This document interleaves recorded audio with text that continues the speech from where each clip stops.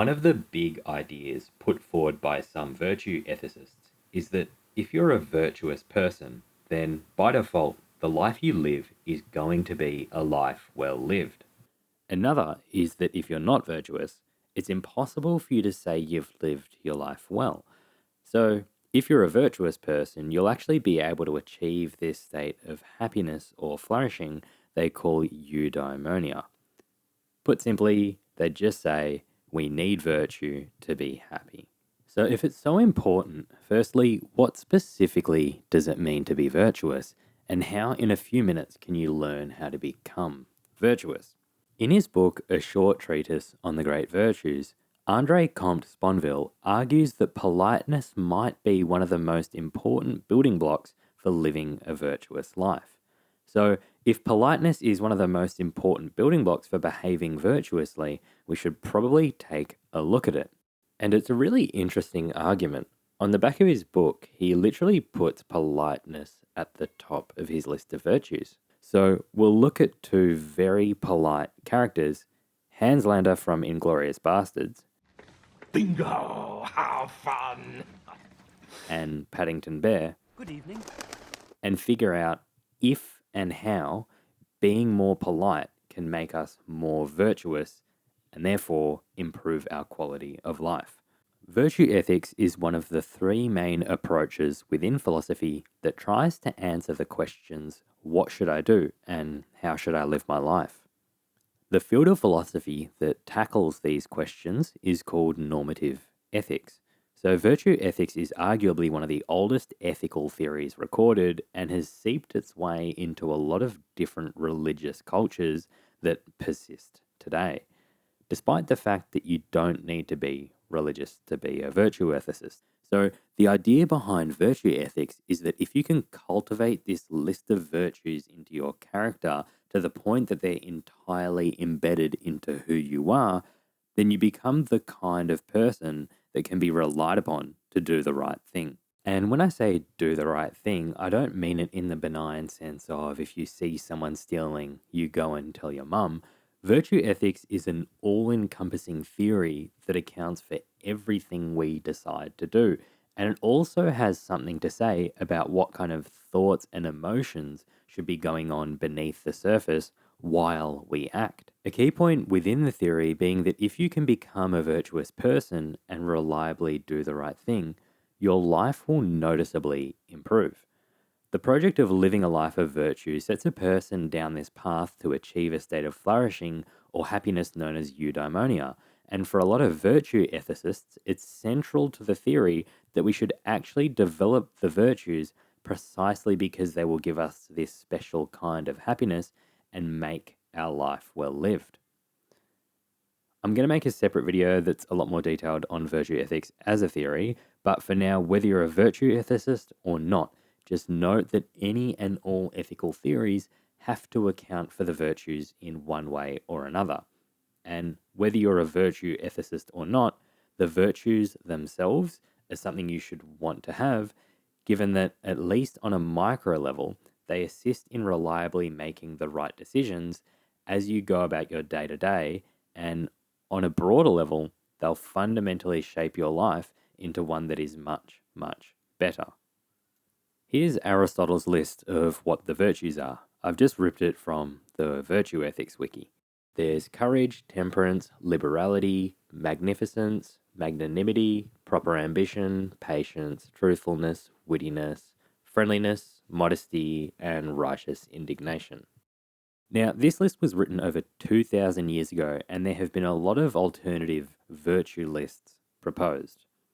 So think of each virtue in whatever list you're looking at as a situation-appropriate excellence in character. So think of any moral question. What should I do? Is this the right thing to do? A virtue ethicist will just point to their list of virtues, and the relevant virtues to that question would lead them toward an answer on what to do. If we're going to look at how important and useful politeness is, it's pretty important to first look into its limits. Okay, so let's check out Hans Landa from Inglourious Bastards. On the surface, this guy seems like a nice guy. On the surface, everything seems good. He seems polite enough, he seems witty enough.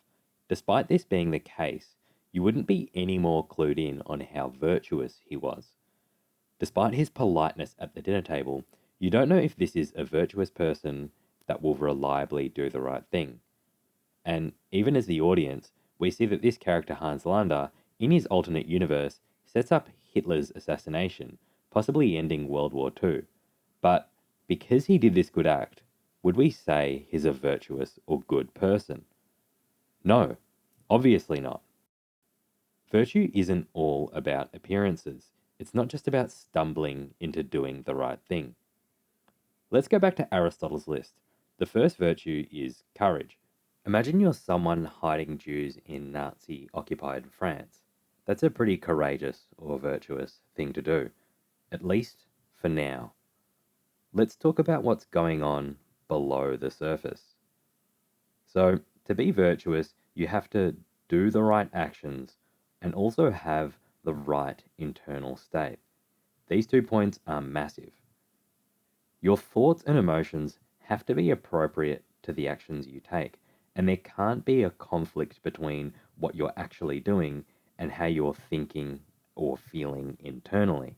So imagine someone who's basically sheltered Jews just for Nazi safekeeping. So they've got the full intention of just immediately giving them up. That's just being vicious. Now imagine someone who does the right action while having the wrong internal state. So their thoughts and emotions aren't appropriate despite them doing the right thing. This category of behavior could just be called being full of shit. I mean, imagine someone who's only sheltering Jews from the Nazis because if they didn't, their wife would get mad and complain. Earlier, we ran through how a virtuous person is the kind of person that can be relied upon to do the right thing. So, someone who acts in this full of shit category could just as easily have had their wife be absent. So, in that instance, they would have just told the people they should have sheltered to go and get lost. When we behave in a way that falls under this category, we're just stumbling into doing the right thing. We're not being the kind of people that can be relied upon to do the right thing. And that's all because our internal state isn't appropriate with our actions. And this mismatch between a wrong internal state and the right action doesn't have to be so blatantly obvious for a behavior to be classified as not virtuous. If you see someone drop their wallet, you're the only person nearby, so you go to pick it up and give it to them. You see there's $1,000 in there, and you still give it to them. You are unvirtuous to the extent you even hesitate in giving it back. Ideally, we want to be a virtuous person who only has doing good on their mind, without space for conflicting thoughts and emotions. So surprisingly, I think a lot of us would behave in a way that falls within this category, myself included, despite telling ourselves we are generally well-intentioned people. Virtue ethics really values our internal state, largely because it is indicative of our deeper character. And character is a great predictor of how we will act going forward. So even if this guy's doing all the right things on the surface, imagine if a few weeks preceding this he felt inconvenienced by the position he was in. What if he then started to get annoyed by the refugees' presence on a day-to-day basis and eventually resented them, but he just never said anything out loud? And then after all that, this scene started. In that scenario, he isn't doing what's good for the sake of doing good, and he's not being virtuous. But all of that came down to his internal state. Now, imagine having the right internal state and being as well intentioned as you could be, but still doing the wrong action. You could just say you're being stupid in this case, but the ancient Greeks had a term for it, and that was to be lacking in something called phronesis. Now, phronesis was basically just a practical kind of wisdom, and an easy way to think about it is just as street smarts or common sense. So imagine this guy hiding refugees, but then just hanging up their laundry by the front door, just making it obvious that he's hiding them. Or maybe he just goes around town telling everyone what he's doing, saying, hey guys, you should do this too, but then he just talks to someone who snitches on him. So In both of these cases, he would have had the good in mind and he would have done it because it was the right thing to do, but he just lacked the practical wisdom or phronesis to achieve his intended result. Okay, so finally, let's look at being virtuous. Looking at the farmer, from what we can see, he hid the refugees as well as he could, and he had the right internal state throughout the whole scene. Despite the fact that he was caught, you can at least argue he wasn't so lacking in practical wisdom or phronesis that he got caught. From what we can see, he actually exercised phronesis, but he just got unlucky that he was being investigated by someone so shrewd. He eventually gives up the hiding refugees, so you could say that he was lacking courage, but he actually only gives them up after it is implied that there are rumors around town that he is hiding Jews, and it's implied that Hans already knows they are under the floorboards. It's also alluded to that if he doesn't help the Nazis, his family will be further harassed or even killed by them.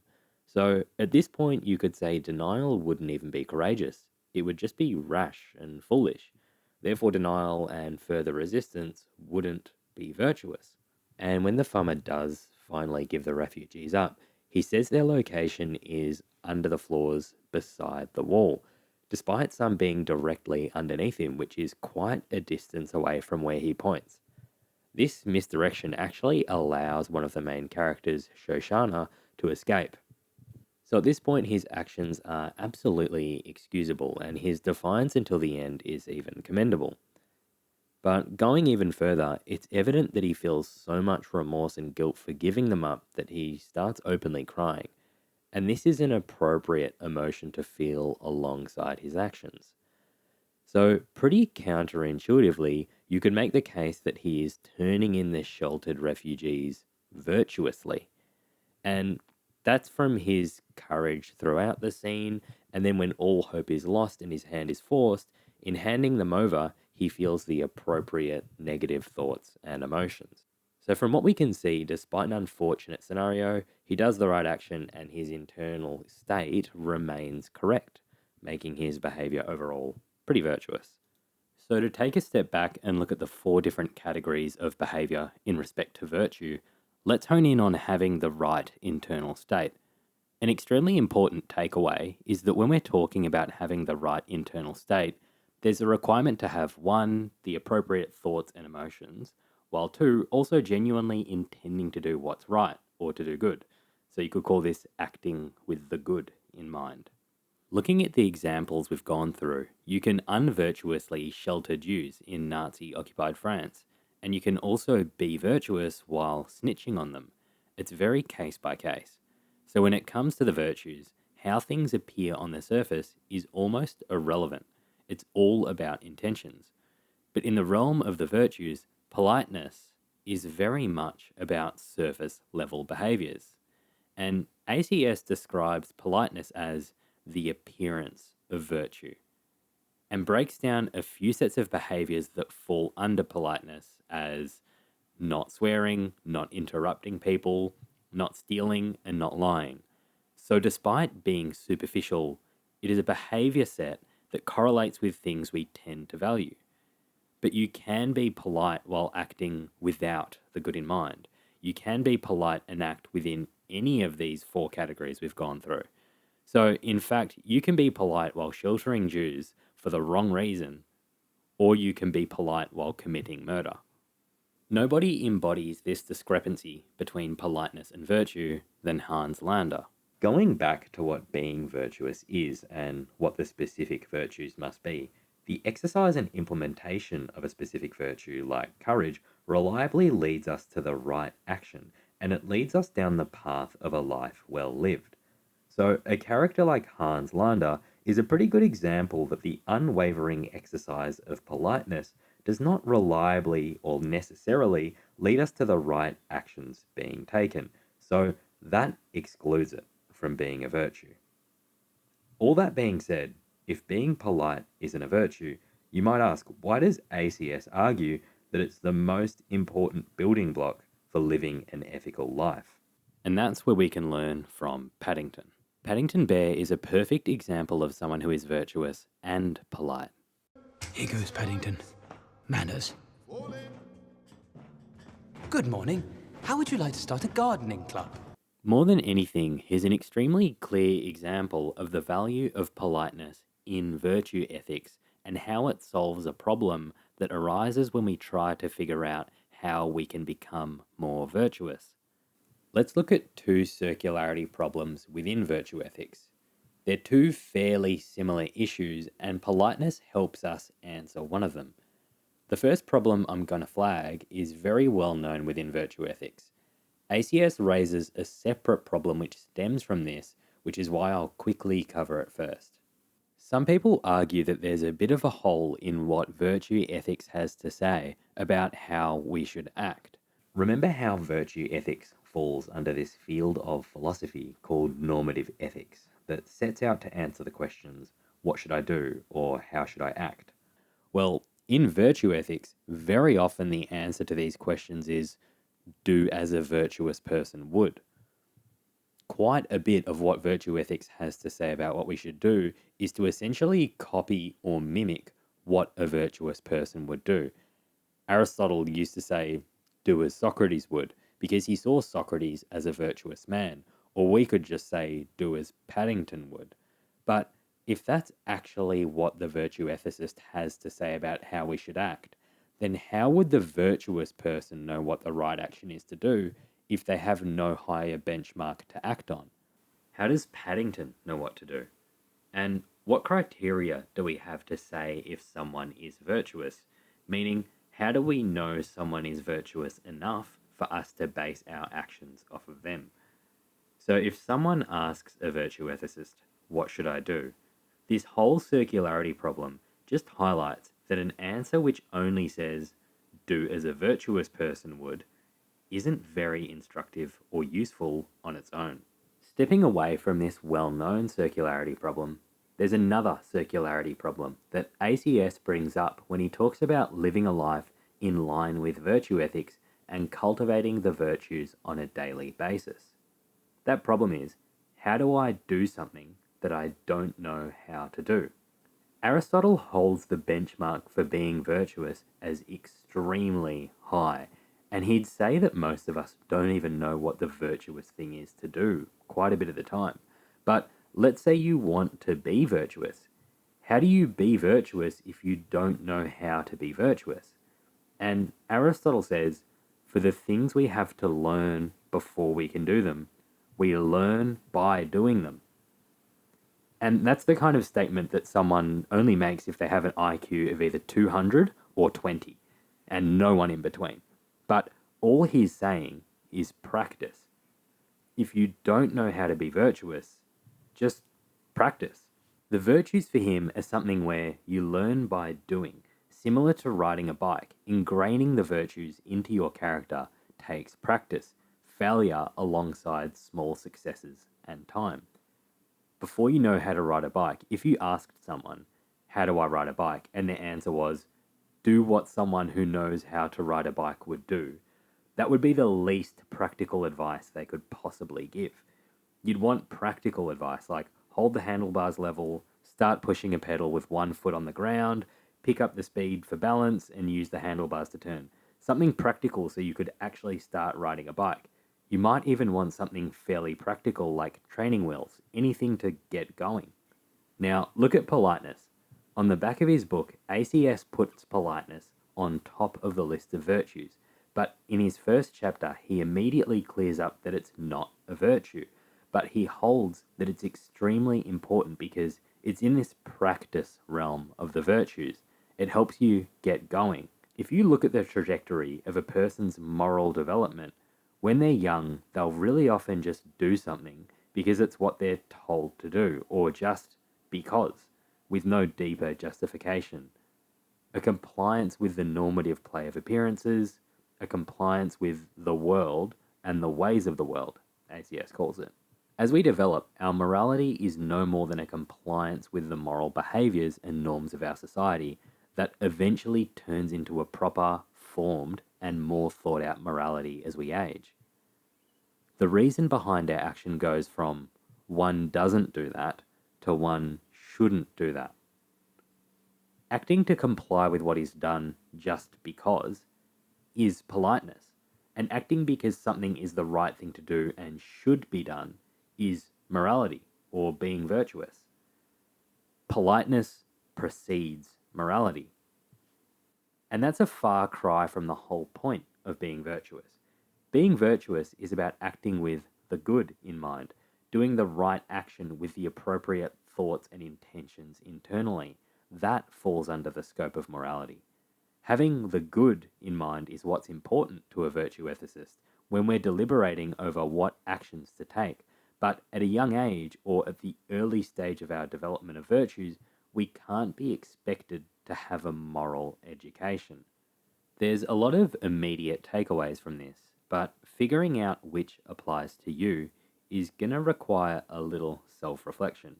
Remember the grid separating the four categories of behavior based on whether your action and internal state are right or wrong. If you think you're not doing the right thing often enough, then you fall in either of the categories which would say the wrong action is going on. So practice politeness. Politeness is so often just the act of doing something just because, with no further justification. But Aunt Lucy said, if we're kind and polite, the world will be right. At least someone's making sense. So, for the things we have to learn before we can do them, we learn by doing them. Just try being more polite on a day-to-day basis and actively focus on your actions. There's a chance you're in a stage of moral development where you need to ingrain the sense that one doesn't do that before progressing much further. So that you're able to transform from one doesn't do that to one shouldn't do that, politeness should really help with virtue, similar to Mr. Miyagi's wax on, wax off in Karate Kid. This basic step covers little things through to the big things. Try not cheating in board games and try going a day without lying. Remember your please and thank yous, and when you go shopping, return your shopping cart. This idea is extremely useful for a parent. So if you want a virtuous kid, ingrain politeness early. It's just a head start on their moral development, and it'll help push them toward living a virtuous life. And remember, if we live a virtuous life, then we're able to achieve that state of happiness and flourishing called eudaimonia. So we should really want to brush up on our politeness, especially in our earlier stages of life. Okay, let's say you're very polite, or let's say generally speaking your actions are, at least on the surface, the right actions. If that's the case, hopefully now you're able to start shifting from the stage of one doesn't do that to one shouldn't do that. If you want to be virtuous, then in that transition toward morality, you should be starting to have the appropriate thoughts and emotions to accompany your good actions. So focus on your thoughts and intentions. Go about your day, and the next time you do a good action, think about your internal state. Sometimes we do the right thing for social approval, for material rewards, or for a sense of self-righteousness. And as an oversimplified rule of thumb, if you want to check the box of being virtuous, then your genuine intention while you act should just be to do good. And that's regardless of whatever niche definition you want to attach to do good on the back end. Generally speaking, if you go about your day with the intention behind your actions being to do good, not only will you have the right intention, but you're probably going to have all of the appropriate thoughts and emotions come along for the ride too.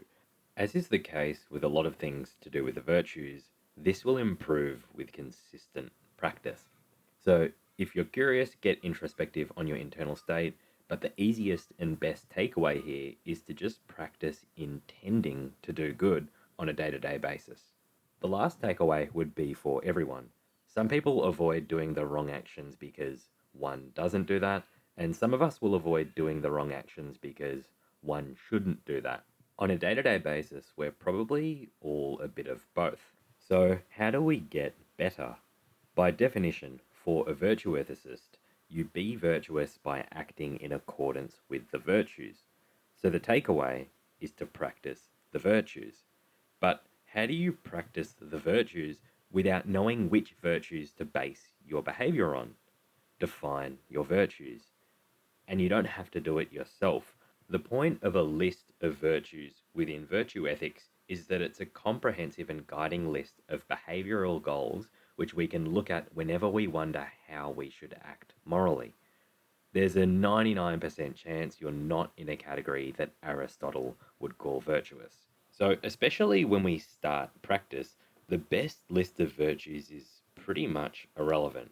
And what I mean is, getting bogged down in the most philosophically defendable, ideal, and comprehensive list of virtues is pretty counterproductive. It's a great topic for debate, but doesn't give us anything to act on, considering it's a debate that hasn't been settled in over 2,000 years. So, as long as your list is good enough and checks the boxes for being a comprehensive list of behavioral goals which we can look at whenever we wonder how we should morally act, then we're ready to start practicing. Aristotle's list is the OG of these kinds of lists. A lot of people argue that it's a good first draft, but borders too much on a table etiquette guide with his virtues of wittiness, friendliness, and modesty. Again, I think it's fine, but I really like Andre Comte-Sponville's list. At the top, we've got fidelity, which is faithfulness or loyalty, prudence, which is basically to act in accordance with reason, temperance, which is to act with moderation or self restraint, courage, justice, generosity, compassion, mercy, gratitude, humility, simplicity, tolerance, purity, gentleness, good faith, humor, and love. It's a pretty good idea to familiarize yourself with a list like this because it's basically the cheat sheet to living a virtuous life, and a virtuous life can get you eudaimonia, or that great state of happiness and flourishing, so it's really something worthwhile.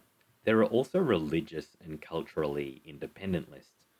Many religions teach virtues, and some have explicit virtue lists that are separate from virtue ethics, but compatible with their internal religious teachings. Very often, those religious virtue lists are intended to function the same way, where actions in the realm of morality can just reference the virtues on the list to be guided toward what to do.